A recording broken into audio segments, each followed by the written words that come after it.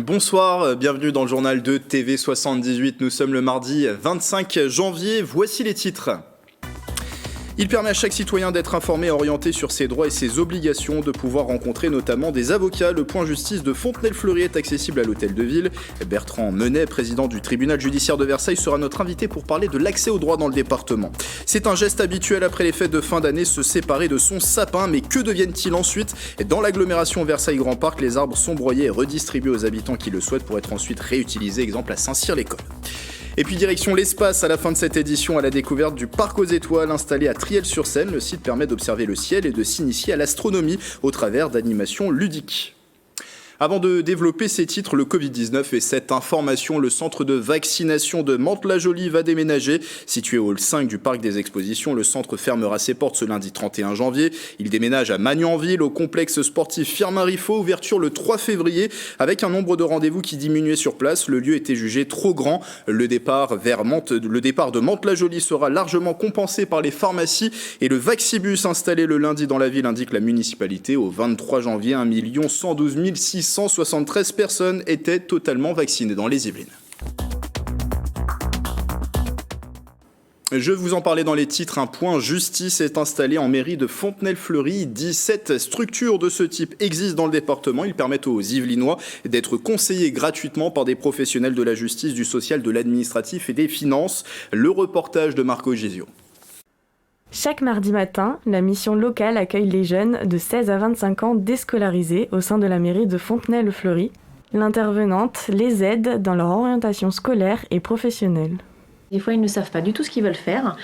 Donc on regarde ensemble avec les différents dispositifs qu'on a à notre disposition pour les aider à trouver un projet. S'ils savent déjà ce qu'ils veulent faire, on cherche la formation la plus adaptée donc à leurs besoins. Que ce soit une formation financée par la région ou non financée, et là, il faut qu'on trouve des financements pour les aider, ou sinon la recherche d'emploi. Ce service s'inscrit au sein du point justice de la mairie. Cet organisme permet également aux Yvelinois de rencontrer gratuitement d'autres professionnels comme des avocats, des médiateurs, des notaires ou encore des écrivains publics. Le point justice, ce sont 12 permanences qui sont dans la mairie chaque semaine. Ça permet d'avoir des informations juridiques sur les devoirs, les obligations de chaque citoyen. Il est ouvert aux Fontenaisiens et aux non-Fontenaisiens. Un des services est d'ailleurs très demandé. Malheureusement, le CIDFF 78 contre les violences faites aux femmes, mais les écrivains publics ont un grand succès, les notaires aussi. Ce point justice est le seul de Versailles-Grand Parc. La prise de rendez-vous avec l'un des professionnels peut se faire par téléphone, par mail ou directement à l'accueil de la mairie. On en profite justement pour parler de cette thématique de l'accès aux droits avec mon invité, c'est Bertrand Menet, bonsoir. Bonsoir, monsieur. Vous êtes le président du tribunal judiciaire de Versailles. Merci d'être avec nous sur ce plateau. Alors, ce reportage parlait des points justice. Ça fait écho à d'autres noms. Maison de justice et du droit, point d'accès au droit, relais d'accès au droit. Toutes ces structures ont été regroupées au sein d'un même nom, un même label, on peut le dire comme ça. Point justice, c'est ça ? Oui, tout à fait. Non, on peut tout à fait dire les choses comme ça. Effectivement, depuis le 1er janvier 2021, le ministère de la Justice a souhaité donner un peu plus de visibilité, de lisibilité à ces structures. Et on les appelle maintenant des points justice. Et elles sont placées donc, ces structures, sous votre autorité. Ça veut dire que ça fait partie de vos missions de permettre cet accès au droit aux citoyens dans les Yvelines ? Tout à fait. C'est une mission qui est attribuée au président des tribunaux lorsqu'il gère un département, comme c'est le cas dans les Yvelines. Et ça, depuis 1991. C'est une loi de 1991 qui a favorisé l'aide juridictionnelle et également l'accès au droit. Accès au droit, c'est en réalité un dispositif un peu général pour parler de structures qui vont permettre de rencontrer des professionnels, comme c'était très bien dit dans votre reportage, des professionnels, des associations, pour avoir des informations un peu générales, mais aussi des aides à la démarche et éventuellement un peu de conseils lorsque ce sont les avocats, les notaires ou les huissiers. Pourquoi c'est important justement de permettre cet accès au droit, en plus dans ce contexte un peu particulier où on est dans un contexte où il y a peut-être une défiance vis-à-vis des institutions, notamment de la justice ? Oui, c'est vrai, mais bon, vous voyez, c'est depuis 1991, il y a eu deux mouvements. Il y a eu un mouvement où la justice s'est aperçue qu'il fallait absolument qu'elle sorte de ses murs. Les gens ne viennent pas spontanément dans les tribunaux pour se renseigner sur leurs droits ou pour voir comment mettre en place des procédures. Et donc, on a décidé depuis 1991 d'aller un peu au-delà devant et de créer des points répartis sur le territoire en lien avec les collectivités, parce que sans les collectivités, on ne peut pas faire grand-chose. Et donc là, comme à Fontenelle-Fleury, par exemple, dans des mairies, dans des centres communaux d'action sociale, on a mis en place des partenariats qui permettent l'intervention de professionnels, comme je le disais, sous le regard d'un conseil départemental d'accès au droit que je préside et qui comprend les autorités de l'État, la préfecture, le conseil départemental, mais également les professionnels, avocats, huissiers, notaires et aussi des associations. Alors si on regarde dans le détail, il y a des maisons de justice et de droit dans les Yvelines, une dans le Val-de-Seine, au Mureau, 2 à 50 ans en Yvelines avec 2 antennes à Trappes et Guyancourt. Il existe également 17 points justice répartis dans toutes les Yvelines. Est-ce que ce sont le même type de structure ? Est-ce qu'il y a une différence entre maison de justice et du droit, point justice ? Pour le public qui se rend dans ces structures, les choses sont assez transparentes. Ce sont des endroits où on fait globalement la même chose. La seule différence, c'est que, à l'origine, les maisons de justice et du droit ont été créées dans le cadre de la politique de la ville dans les années 90 pour permettre, là encore, d'aller sur des territoires plus défavorisés et des territoires éligibles à la politique de la ville, donc de reconquête en quelque sorte, pour permettre aux tribunaux d'aller vers les publics qui étaient les plus en difficulté. Et alors, quelles sont les missions de ces structures et qu'est-ce que le citoyen peut y trouver dans ces structures ? Concrètement, selon la structure, selon son importance, on y trouve, comme vous l'avez dit dans le reportage, c'est d'ailleurs assez représentatif, Fontenelle-Fleury a une offre assez diversifiée.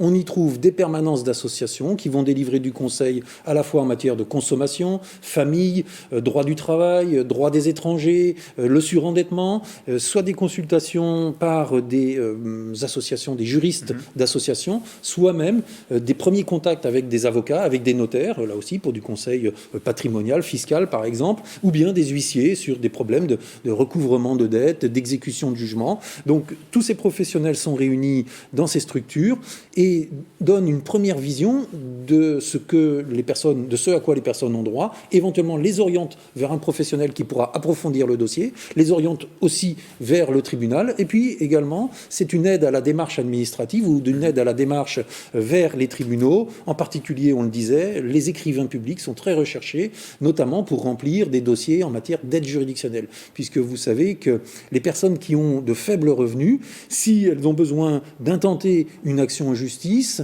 eh bien, peuvent solliciter une aide de l'État qui prend en charge les frais d'avocat. Et parmi ces points justice, 2 points justice qui sont dédiés aux jeunes ? Oui, on a 2 points justice effectivement dédiés aux jeunes, adossés au bureau d'information jeunesse et qui sont implantés à Chanteloup-les-Vignes et à Vélizy-Villacoublay.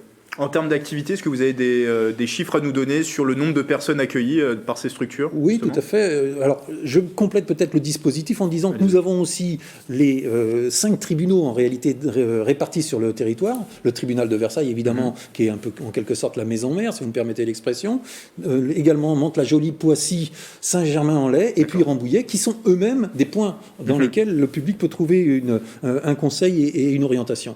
L'ensemble de ces structures, pour vous donner un chiffre, nous avons accueilli dans les 2 maisons de justice et du droit, en réalité 2, celle de Trappes et de Guyancourt est subdivisée en 2. Donc dans celle du Val-de-Seine et dans celle de Saint-Quentin-en-Yvelines, nous avons accueilli en 2021 17 000 personnes. C'est un accueil à la fois physique, mais c'est aussi un accueil téléphonique.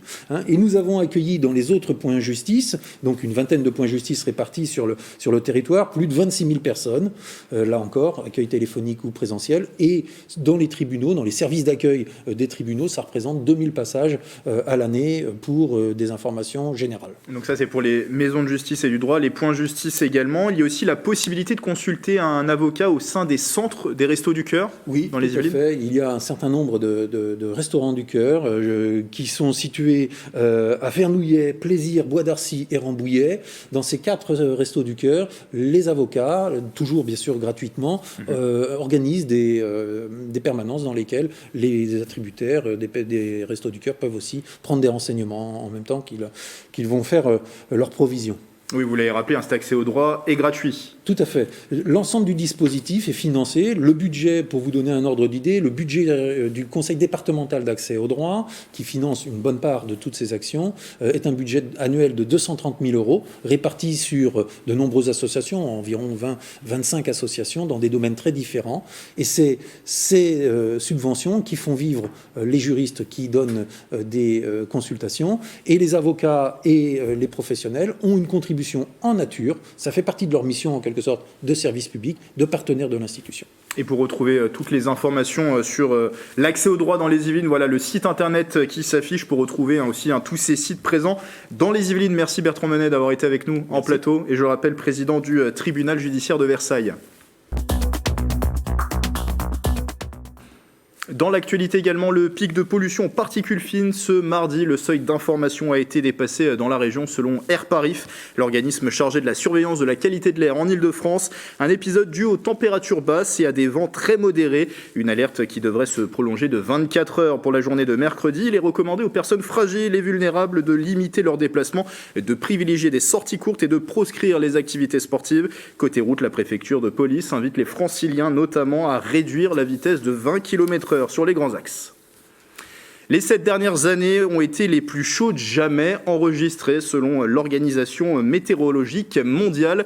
On parle de ce sujet avec Philippe Bousquet, directeur du LSCE, c'est le laboratoire des sciences du climat et de l'environnement, et c'est notre interview express.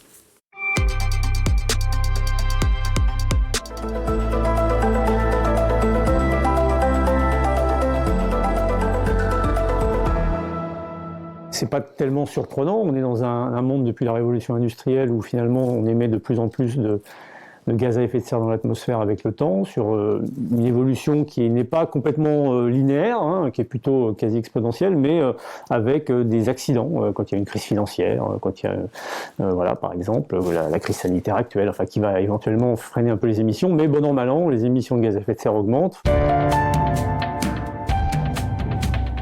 Au-delà de l'augmentation de température qui va y avoir partout dans le monde, on a une tendance à avoir un petit peu plus d'extrêmes climatiques, notamment des vagues de chaleur, donc ça clairement. Et puis une deuxième tendance, c'est aussi un petit peu plus d'extrêmes pluvieux, c'est-à-dire d'avoir effectivement des précipitations un petit peu plus abondantes. Donc l'eau dans les Yvelines, c'est un vrai sujet. Donc le fait d'avoir des événements extrêmes de pluie, ça demande de réfléchir comment on va pouvoir éventuellement tester toutes les installations qui ont été faites pour éviter les inondations. Sur la température, les Yvelines ne sont pas trop mal placées, au sens où il y a quand même pas mal de zones boisées. Et voilà, et aussi de zones du coup avec de l'eau. Donc ça a plutôt tendance à atténuer finalement les vagues de chaleur, ces zones humides ou ces zones boisées. Et donc c'est des zones à préserver. Les fêtes de fin d'année sont passées, je vous apprends rien, on est le 25 janvier, il était temps de jeter son sapin, mais pas n'importe comment. Plusieurs villes dans les Yvelines ont décidé de mettre en place des parcs à sapins pour faciliter la collecte. Le rat de la forêt sera ensuite broyé puis redistribué aux habitants qui le souhaitent. Exemple à Saint-Cyr-l'École avec Mathilde Franco. Des parcs à sapins disposés un peu partout dans Saint-Cyr-l'École. Au total, 1400 ont été récoltés. C'est 900 sapins de plus par rapport à l'année dernière. Une évolution due à l'augmentation des points de collecte, mais aussi grâce à la prise de conscience des habitants. J'ai fait ça dans une démarche écologique et le parc à sapins est à côté de chez moi, donc j'ai décidé de venir le déposer dans le parc à sapins. C'est très bon pour l'environnement puisque ce qui est issu de la nature retourne à la nature et que comme ça on respecte vraiment le cycle vertueux de la nature et on est parfaitement respectueux de l'environnement. Mais attention, les sapins avec encore des décorations ou floqués ne sont pas acceptés. Ces derniers contiennent des produits toxiques et ne peuvent pas être recyclés. D'après les premières estimations de l'agglomération Versailles Grand Parc, 7000 sapins ont été récoltés puis broyés dans une démarche écologique. Donc ce broyat, il peut être utilisé soit en paillage, il peut être un petit peu acide, donc on peut potentiellement le mélanger avec d'autres types de broyats, d'autres arbres, pour mettre au pied des plantes, ou bien il sert très très bien pour tout ce qui est pour la délimitation des allées ou pour en tant que désherbant naturel, parce que comme il est acide, il permet d'avoir ces usages-là. Et ensuite, pendant l'été, le broyat maintient l'humidité au sol et cela vous évite des arrosages, cela vous fait faire des économies d'eau. Les Saint-Cyriens pourront venir chercher leur broyat à partir du mercredi 26 janvier entre 10h et midi ou de 14h à 16h au parc Maurice-Leluc. Une bourse d'études pour les jeunes trappistes, elle est proposée par le rappeur Kerry James et les footballeurs Nabil Fekir et Brian Dabo. Une bourse de 12 000 € via l'association ACES, Apprendre, Comprendre, Entreprendre, Servir. Il faut être titulaire du baccalauréat et habiter Trappes pour pouvoir candidater. Pour postuler à la bourse, envoyez un mail à l'adresse qui s'affiche en bas de l'écran, bourse@ces.gmail.com. Les inscriptions sont ouvertes jusqu'à dimanche 30 janvier minuit. Ce soir à 18h30 sur TV78, vous avez rendez-vous avec le 7-8 Culture. L'émission vous proposera notamment de découvrir Maxime Grisard. Ce musicien à Dachère de 15 ans et joue du violoncelle et du piano depuis son plus jeune âge et il participe actuellement au World Vision Junior, un concours de musique classique. L'Yvelinois a besoin de 500 votes pour passer à l'étape supérieure. Focus sur son histoire avec Céline Charles.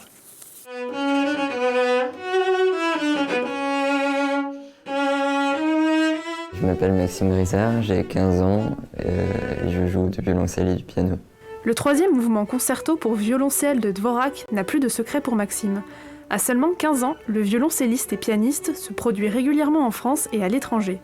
Il a gagné plusieurs concours, dont la catégorie instrument de l'émission Prodige de France 2, qu'il a fait connaître au grand public et a déjà enregistré un disque chez Warner Classic. J'ai commencé le piano à 7 ans.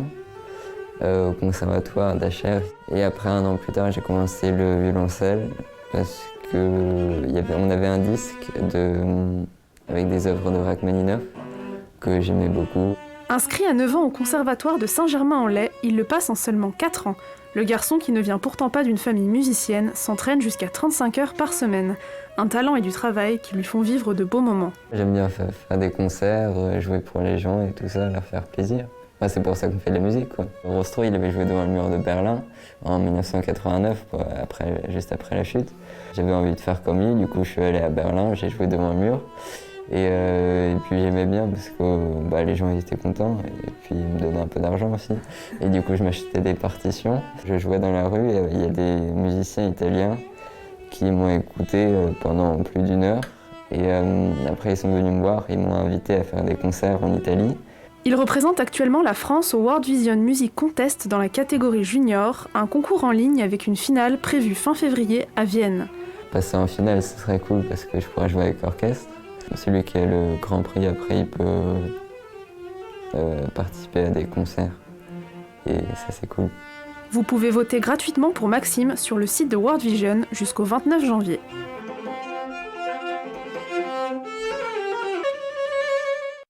Et le 7-8 Culture, c'est ce mardi soir sur TV78. Célia Gatsongo vous emmènera également aux Arcades du Lac à Montigny-le-Bretonneux, l'une des réalisations les plus emblématiques de Ricardo Bofill. L'architecte espagnol s'est éteint le 14 janvier dernier à l'âge de 82 ans.